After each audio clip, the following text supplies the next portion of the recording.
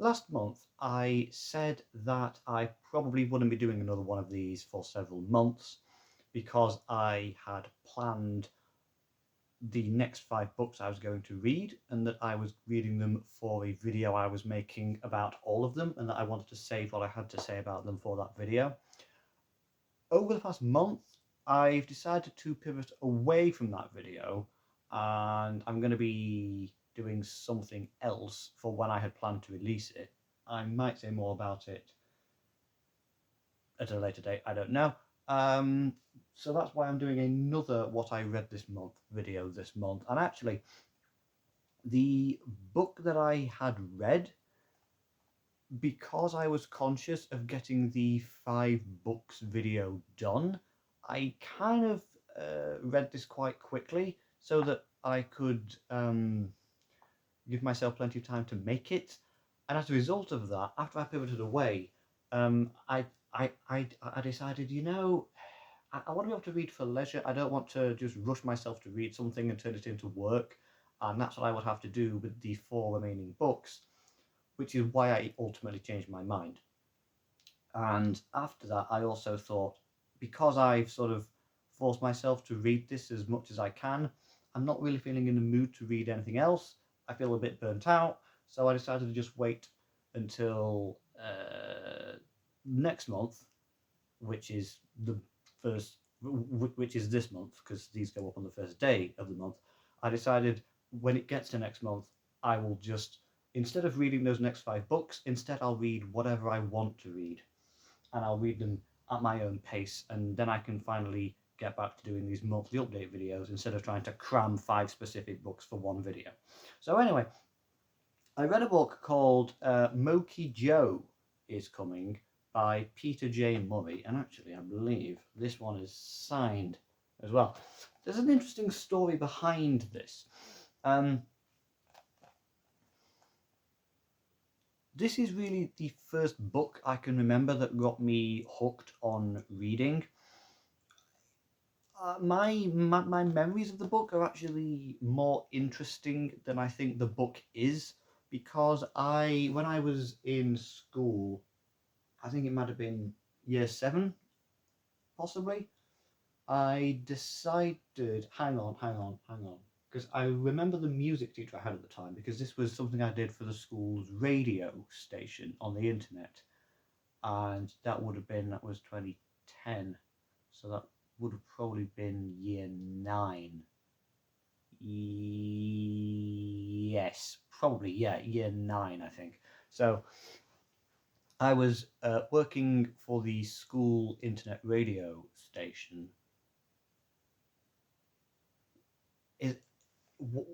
Was that it, or was it when I was doing journalism extracurricular? I can't remember. Was there an overlap? I'm really not sure. I think it might have. No. I remember what it was. Yes, it was the school internet radio station, because I interviewed multiple people who were there at this event, and I don't remember what the event was, but it was a book event, and Peter J. Murray was there, and he was talking about Mokee Joe. And I remember he had his own gazebo where he was doing his presentation. And I don't know if it was a thing that he did like multiple times throughout the day, or if it was just one thing at that particular time of that day. But they had a big poster up in that gazebo, which was it was a poster of Mokee Joe is Coming, but it was a later edition, or it might not have been a later edition. It could have been the first edition. I don't know. I don't know which edition this is, but the edition that they had the poster for at that event was an edition where it had the 3 main characters' faces illustrated on it, and they had Hudson with his hot cross bun haircut. So I remember that quite distinctly, and I believe it was covered in the local press as well. And if I'm not mistaken, I still have the press clipping of that, because I've saved a lot of local press coverage that I've been involved with over the years, which makes it sound like I'm some local celebrity. I'm not. I've just ended up being involved in numerous things that have been covered by the press. It was never me that they were there for. That's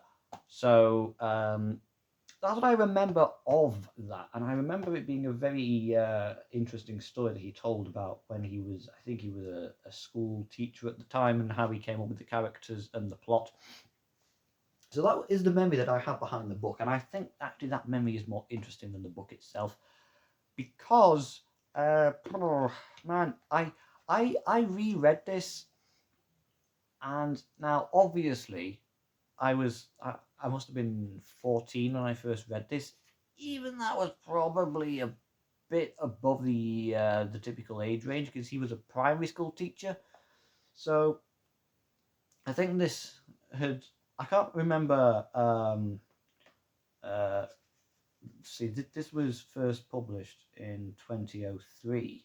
I don't remember it was published in 2003. Oh, okay, and this edition was 2007, so this is not the first edition. I see. So it was first published in 2003. I don't remember that, actually. I don't remember when it first came out at that time. So it probably ended up sort of passing me by a little bit. But I decided to revisit this for the video I was going to make about the 5 books. But I decided not to do that. So instead, I'm just going to talk about it here. I was surprised by, because I remember thinking, okay, I mean, I've never read it at the age that I should have read it. I've never read it at the age that it was intended for. But even going back to it, for a children's book, I was surprised by how kind of mediocre it is. There are a lot of children's books that I've revisited as an adult that I thought, well, this is clearly a children's book and it's obvious, and that's not a bad thing. But yeah, for a children's book, I mean, it's pretty good. If I had been a reader of that intended market, I would have probably enjoyed this. Mokee Joe, it's okay. I think my main issue is that it feels like a first act that's been protracted out to a whole book. We don't really, the story doesn't become interesting until the end. What happens is it's basically just the same video game boss battle over and over again, multiple times. Like, Mokee Joe is some sort of creature, maybe a man, maybe a machine, something. He's kind of like the Terminator, but there are a few supernatural elements in there. And so he's hunting Hudson for some reason, and Hudson has his friend Molly, and well, each time they manage to somehow escape Mokee Joe and somehow manage to apparently defeat him, but every time he manages to survive and keep coming back. And it's basically that thing, that every time Hudson and Molly think, well, I guess that's that taken care of, and they just walk away. And then eventually he comes back, and then they fight him again, and they think, well, I guess that's that taken care of, and then they just walk away. And it's very repetitive, and it's basically the same thing over and over again. And speaking of Molly, I've noticed there's this thing, like post Harry Potter, a lot of authors were trying to replicate Harry Potter, even though they didn't really understand the essence of it. They only understood the content. There's a thing that Peter J. Murray does that I've noticed a lot of children's authors do, is they recreate the sort of Trinity thing. Because, like, Star Wars had Luke and Han and Leia, and then Harry Potter had Harry and Ron and Hermione, and so now, after Harry Potter, lots of children's books that are genre fiction go for the same 2 boys and a girl setup, where you have Hudson and you also have Molly. And Molly, this is a thing I've noticed in a lot of children's books written by men, is that they can't write the female character properly, so instead they basically write a stereotypical lesbian who just happens to be heterosexual. It's implied that a relationship between Hudson and Molly could develop, and it never does, but there's always the implication there of just, he keeps reminding us just how much they care about each other and how much they mean to each other, and it's obvious, because there are 2 other books in this trilogy. It's obvious to me that he was trying to lay the seeds for a relationship that will develop later on. But the problem is, the way Molly is written is that I get the impression he just doesn't really know how to write an actual female character. So instead, he just does a stereotypically masculine lesbian who just happens to actually be heterosexual. You know, it's all very just sort of like Boy Scouty thing. Like, oh, she does self-defense classes, and she's basically just a sort of a tomboy. She's not very feminine, and that's not a problem. I'm not saying that she has to be that. It's just I get the impression that the only reason she is that is because that's the only way Peter J. Murray knew how to write a girl, as opposed to because it made sense for the character. And there's also a third character in there named Ash. And the thing that confused me about that is that he shows up very late in the story. Uh, to say that okay, so yeah, he I think it's hang on. When does he turn up? Is it chapter 4 or chapter 5? I believe it's chapter 5. Uh,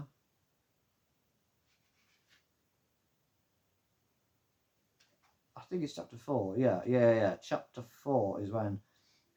And I thought that was a bit late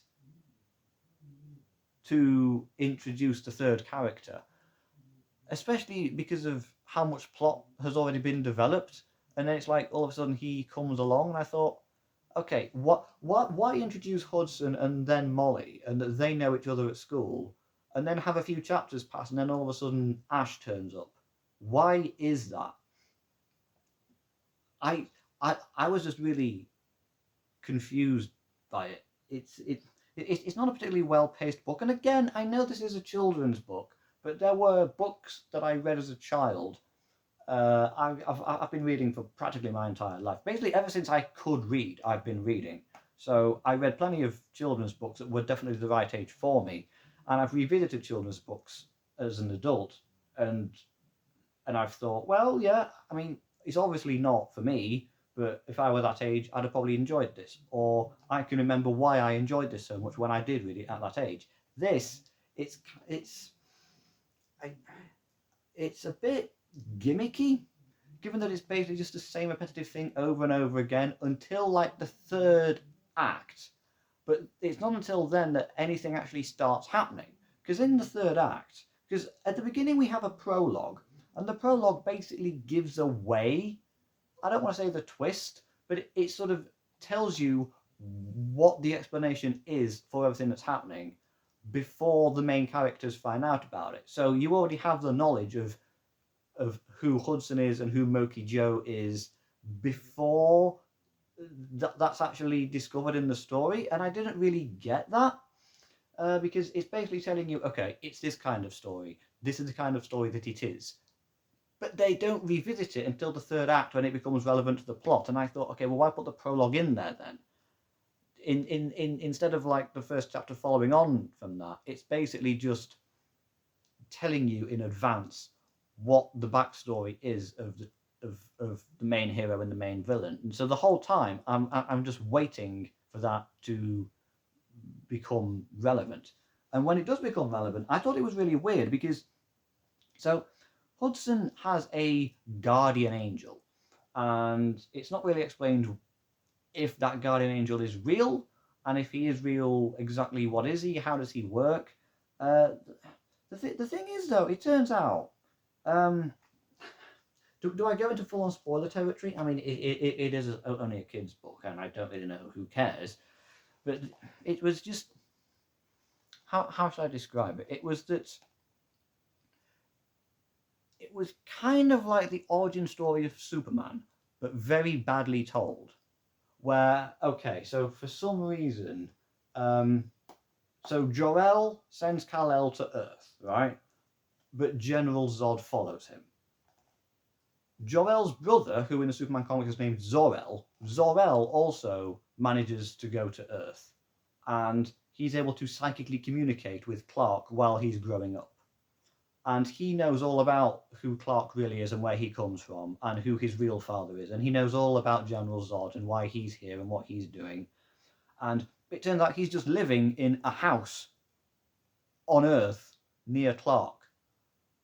and he's able to psychically communicate with him, but he doesn't actually tell him any of this stuff until as soon as he needs it. Only at the last possible moment that he can, only in the third act when things are at their most dramatic, does he decide to reveal all of this stuff that he could have just explained in the first place.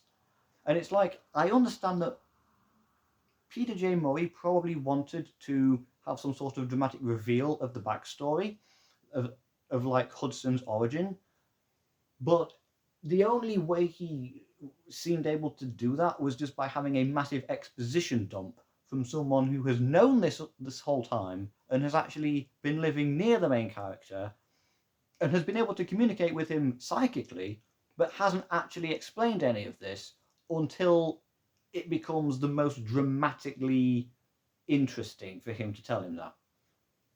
And I just thought that was confusing.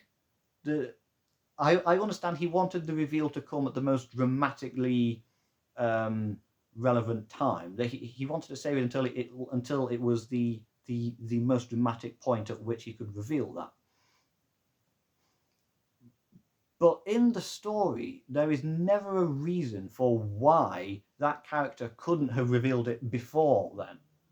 Whereas usually, if you want a dramatic reveal at the most dramatic point, you have to have a reason for it to only be revealed at that time.